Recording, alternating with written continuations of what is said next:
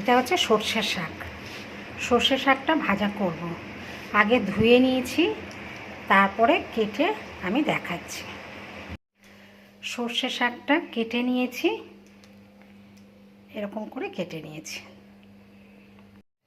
কড়াইতে তেল দিয়ে দিয়েছি, তেলটা গরম হয়ে গেছে। এবার শুকনো লঙ্কা দিয়ে দেবো, একটু লাল লাল হলে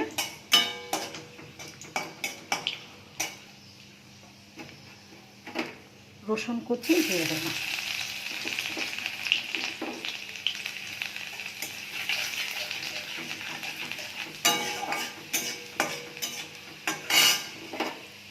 পেঁয়াজ কুচিয়ে রেখেছিলাম, এটাকে দিয়ে দিচ্ছি।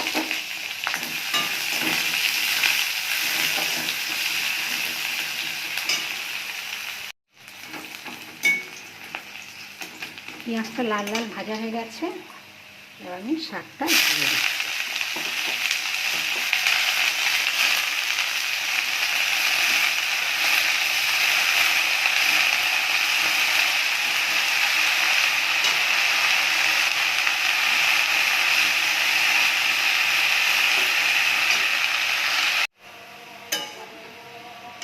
শাকটা জল কমে গেছে, এবার আমি নুন দিয়ে দেবো, হলুদ দেবো না, আমি নাহলে কালারটা নষ্ট হয়ে যাবে।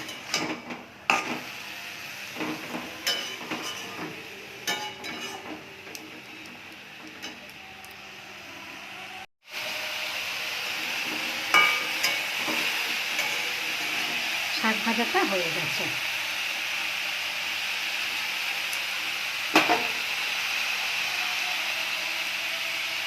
গ্যাস বন্ধ করে দিলাম।